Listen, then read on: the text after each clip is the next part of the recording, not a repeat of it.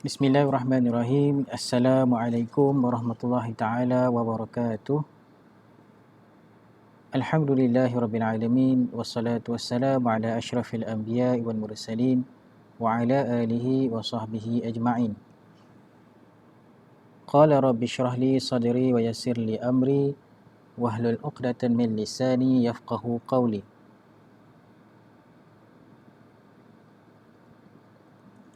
Allahumma 'allimna ma jahilna wa dhakkirna ma nusina waftah 'alaina min barakatis sama' wal ard innaka antas sami'ul alim.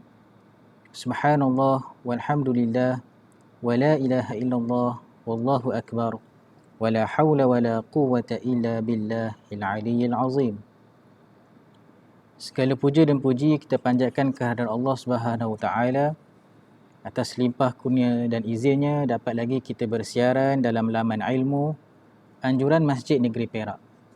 Terima kasih saya ucapkan kepada tuan-tuan, puan-puan, ibu-ibu dan ayah-ayah di rumah yang sudi bersiaran dan mengikuti rancangan ilmu pada malam ini.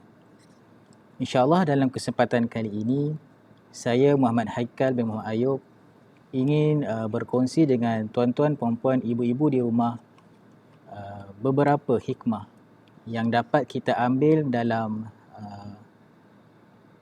isi kitab Ihya Ulumuddin karangan Imam Al-Ghazali. Tuan-tuan, puan-puan yang dirahmati Allah, Imam Al-Ghazali merupakan seorang ilmuwan Islam yang sangat terbilang. Nama gelaran yang kita biasa dengar ialah Al-Ghazali. Namun namanya Abu Hamid Al-Ghazali yang dikenali sebagai Al-Ghazal di dunia barat. Sama seperti Ibn Sina yang digelar sebagai Avicenna. Ada juga seperti Khawarizmi yang digelar sebagai dan beberapa lagi nama ilmuwan yang mereka memiliki nama Arabnya, namun di barat mereka ada nama gelaran yang lain. Baik, Abu Hamid Al-Ghazali dikenali sebagai Al-Ghazal di dunia barat adalah seorang ilmuwan Islam yang terbilang. Banyak kisah yang menarik yang boleh kita petik dalam kita mengenali siapakah pengarang kitab Ihya Ulumuddin ini. Beliau merupakan seorang wali Allah yang besar dan lebih dikenali umum sebagai seorang tokoh pemikir Islam yang ulung. Malah, ketokohan Imam Al-Ghazali ini disepakati oleh ramai para ulama sebagai tokoh pembaharu ataupun Al-Mujaddid pada zamannya. Nama penuh Imam Al-Ghazali ialah Muhammad ibn Muhammad ibn Muhammad ibn Ahmad dan nama gelarannya dinisbahkan sebagai Al-Ghazali At-Tusi. Nama panggilannya pula ialah Abu Hamid. Antara nama-nama gelaran lain yang telah diberikan kepada Imam Al-Ghazali ialah Hujjatul Islam, Siraj Al-Mujtahidin dan Zainal Abidin. Beliau adalah salah seorang tokoh mazhab Syafi'i yang terkenal. Antara karya fiqh Imam Al-Ghazali antaranya ialah kitab Al-Wasit, Al-Wajiz, Al-Basit dan Al-Khulasah. Adapun dalam bidang usul fiqh, kitab Al-Mustasfa merupakan karya agung beliau, Imam Al-Ghazali.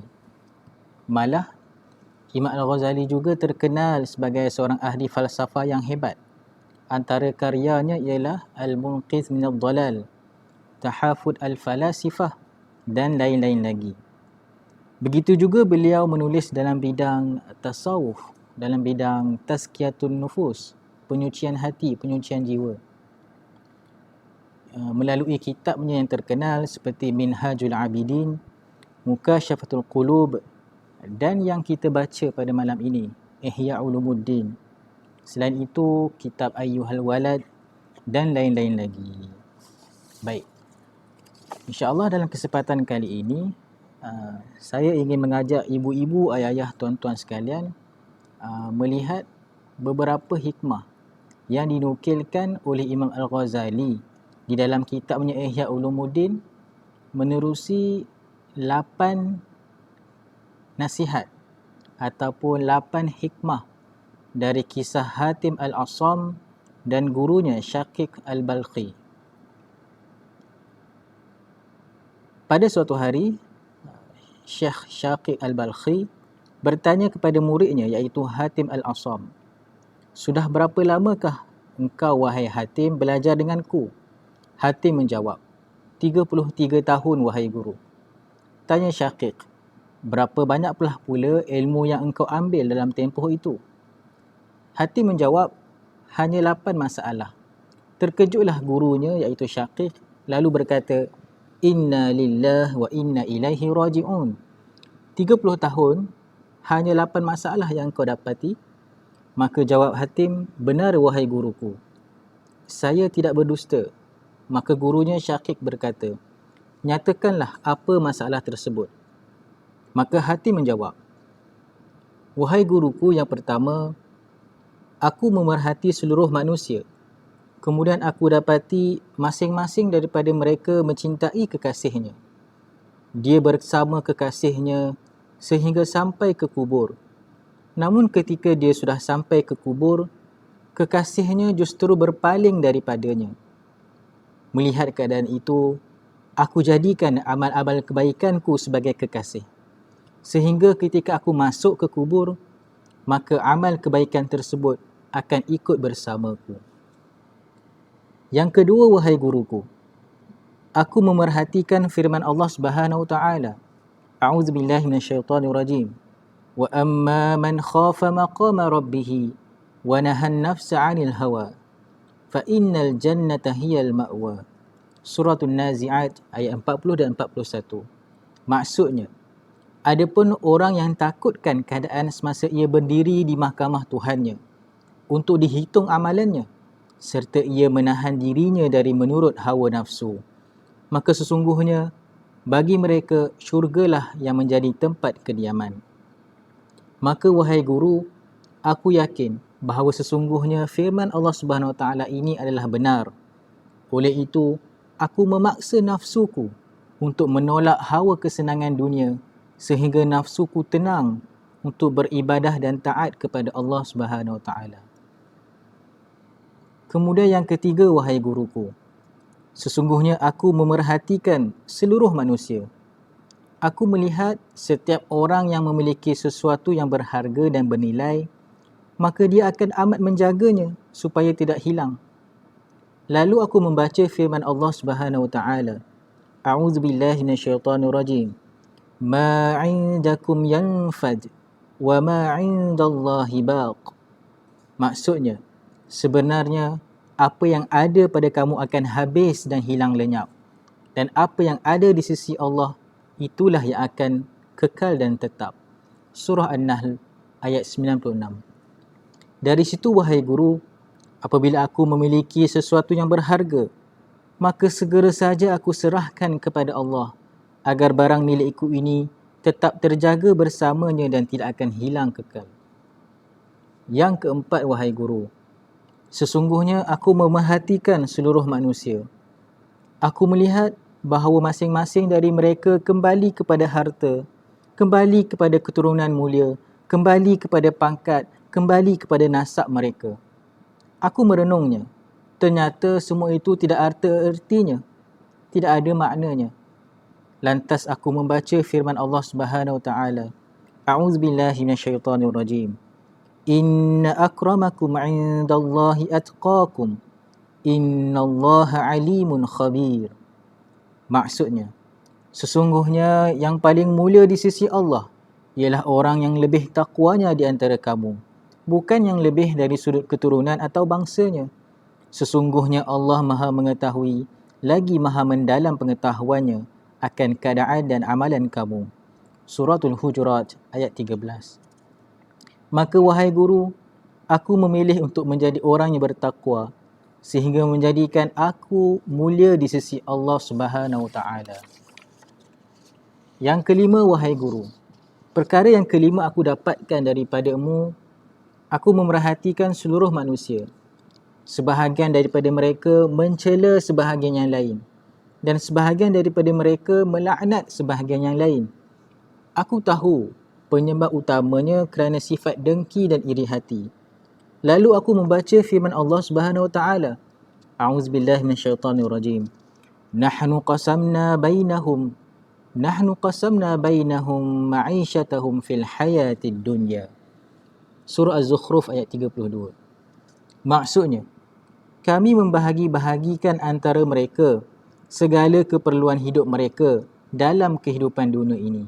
Sesetengahnya kami jadikan kaya raya dan setengahnya miskin menderita.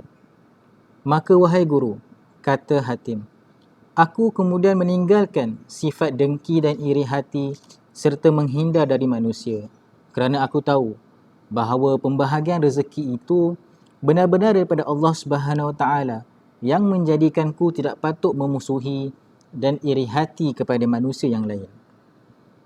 Apakah yang keenam? Yang keenam, kata Hatim, aku memerhatikan manusia. Sebahagian daripada mereka menganiaya dan berbuat zalim pada sebahagian yang lain. Dan sebahagian daripada mereka memerangi sebahagian yang lain. Aku kembali membaca firman Allah Subhanahu Wa Taala. A'udzubillahi minasyaitonirrajim. Innasyaitana lakum aduwwun fattakhidhuhu aduwwa. Maksudnya, sesungguhnya syaitan adalah musuh bagi kamu, maka jadikanlah syaitan itu musuh yang mesti kamu jauhi tipu dayanya. Surah Fatir ayat 6. Maka aku menghindari dari memusuhi orang lain. Sebaliknya, aku berusaha fokus dan penuh waspada dalam menghadapi musuh yang sebenar, iaitu syaitan. Kerana sesungguhnya Allah Subhanahu Wa Taala telah bersaksi bahawa sesungguhnya syaitan itu adalah musuhku. Oleh itu aku tidak memusuhi makhluk selain syaitan. Yang ketujuh, aku memerhatikan manusia dan aku dapati masing-masing menghinakan diri mereka sendiri dalam mencari rezeki. Bahkan ada di antara mereka yang sampai berani melanggar sesuatu yang tidak halal. Maka aku melihat firman Allah Subhanahu Wa Taala. A'udzubillahi minasyaitonirrajim. Wa ma min dabbatin fil ardi illa 'ala Allahi rizquha. Surah Hud ayat ke-6. Maksudnya, dan tiadalah sesuatu pun dari makhluk-makhluk yang bergerak di bumi ini melainkan Allah jualah yang menanggung rezekinya. Wahai guru, maka aku yakin bahawa sesungguhnya aku merupakan salah satu daripada dawab, iaitu makhluk hidup yang melata di muka bumi ini, yang Allah Subhanahu Wa Taala sudah menanggung rezekiku di dunia. Maka aku sibukkan diriku dengan apa yang menjadi hak Allah ke atasku dan aku menyerahkan apa yang menjadi hak aku di sisinya. Dan yang terakhir wahai guru, yang ke-8, aku melihat manusia menyerahkan diri dan bertawakal kepada makhluk. Sebahagian tawakal kepada kebunnya, sebahagian lagi bertawakal pada barang dagangannya, sebahagian lagi bertawakal pada pekerjaannya, dan sebahagian lagi bergantung pada kesihatan tubuhnya. Semua makhluk bertawakal pada makhluk yang lain yang sama lemah dengannya. Maka aku kembali membaca firman Allah Subhanahu Wa Taala. A'udzubillahi minasyaitonirrajim. Wa man yatawakkal 'ala Allahi fahuwa hasbuh. Maksudnya, dan ingatlah, sesiapa yang berserah diri bulat-bulat kepada Allah, maka Allah mencukupkan baginya untuk menolong dan menyelamatkannya. Surah Talaq ayat 3. Maka aku berserah diri kepada Allah Subhanahu Wa Taala. Aku yakin Allah lah Tuhan yang akan mencukupkan segala keperluanku.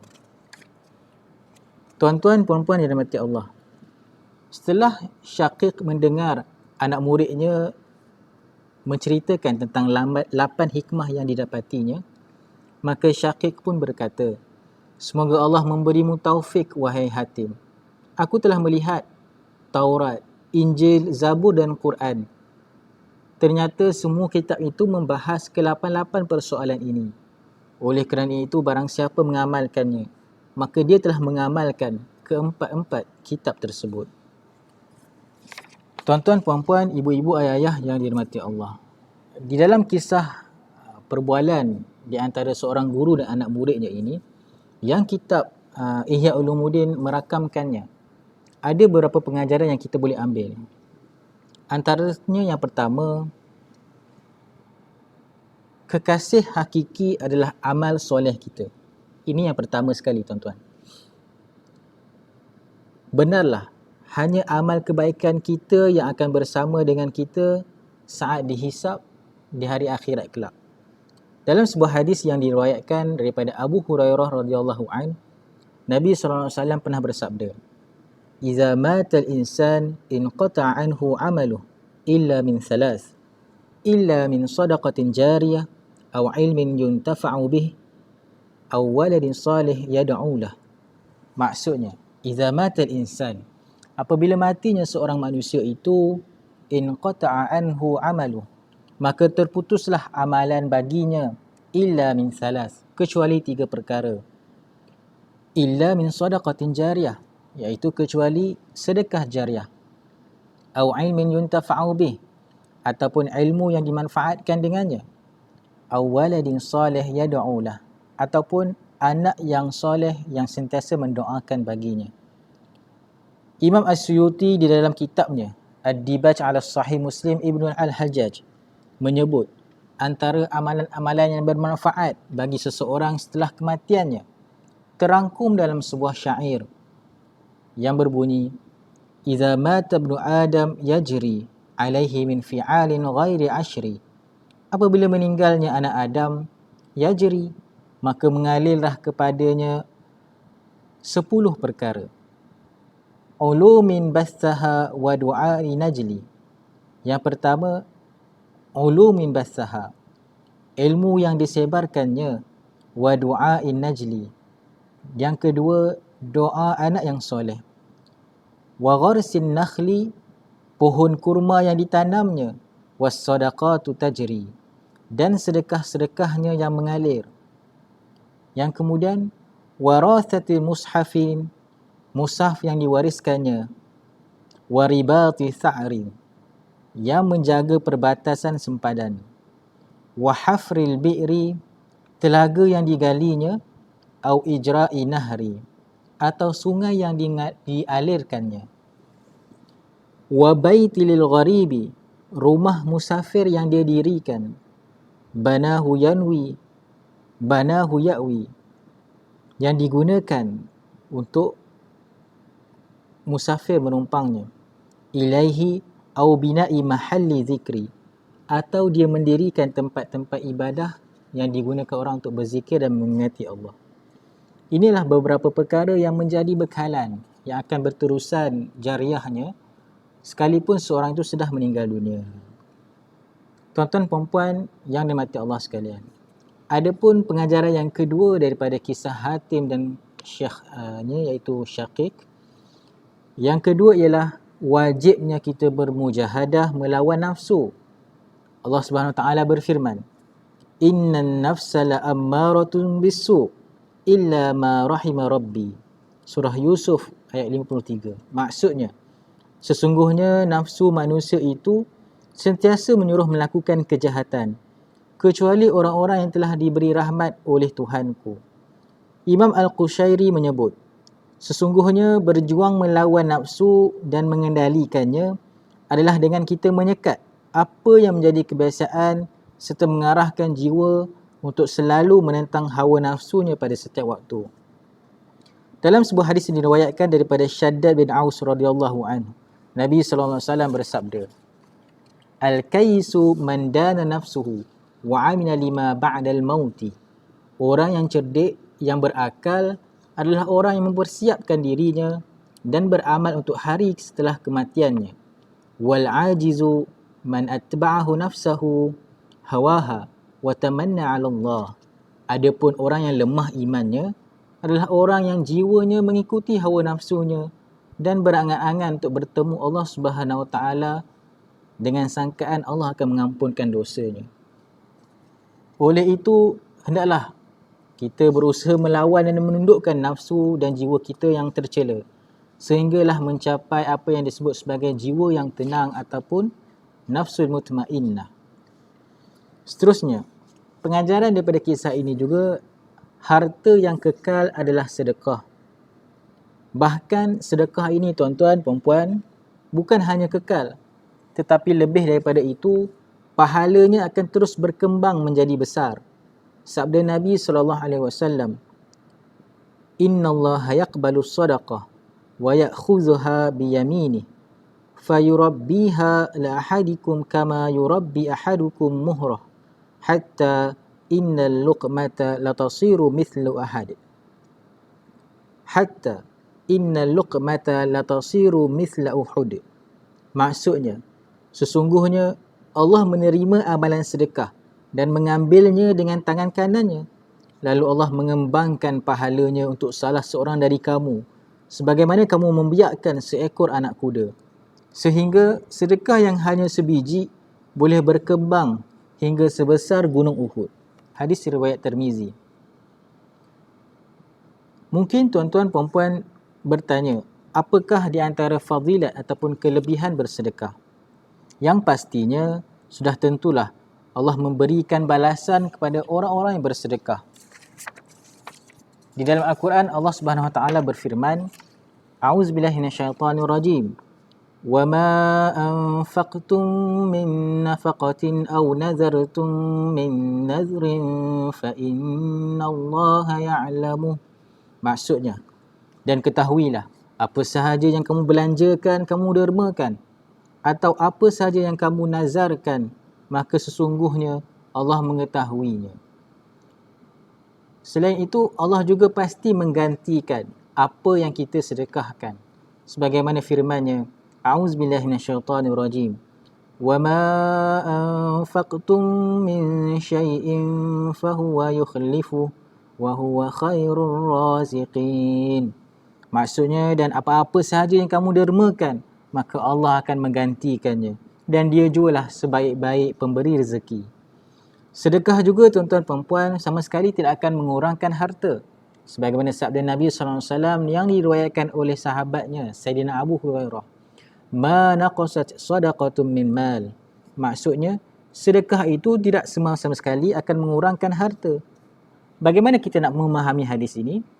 Maka Imam Nawawi mensyarahkan hadis ini dengan mengatakan, di sana ada dua tafsiran terhadap bagaimana harta itu tidak berkurang dengan kita bersedekah. Yang pertama, kata Imam Nawawi, harta tersebut akan diberkati. Ya, kita nampak pada zahirnya ia berkurang. Namun di sana harta itu akan menjadi berkat.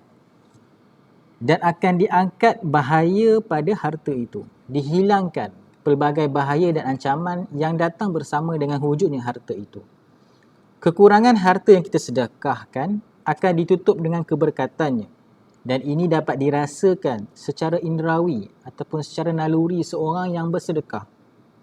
Yang kedua, kata Imam Nawawi, walaupun secara fizikalnya harta itu nampak berkurang, tetapi kekurangan tadi akan ditutup dengan pahala yang besar di sisi Allah dan akan terus berganda nilainya, pahalanya dengan gandaan yang amat banyak.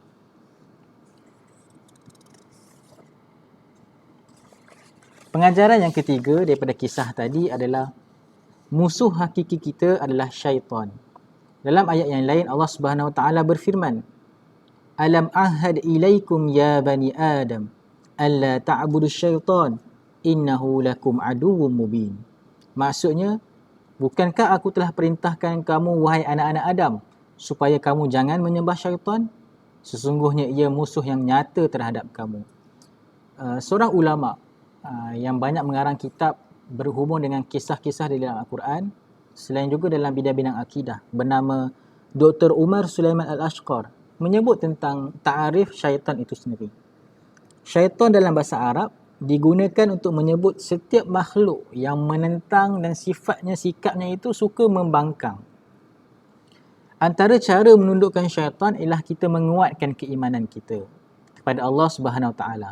Ini jelas berlaku dalam peribadi Sayyidina Umar radhiyallahu an, di mana Rasulullah pernah bersabda, Inni la anzuru ila syayatin al-ins wal jin qad farru min Umar.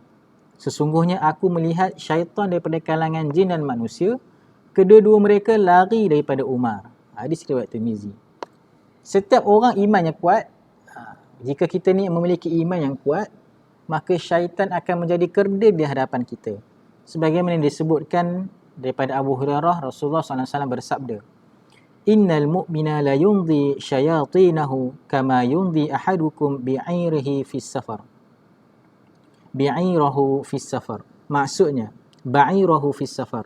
Maksudnya, sesungguhnya orang yang beriman akan menundukkan syaitannya seperti mana salah seorang daripada kamu menundukkan untanya ketika bermusafir.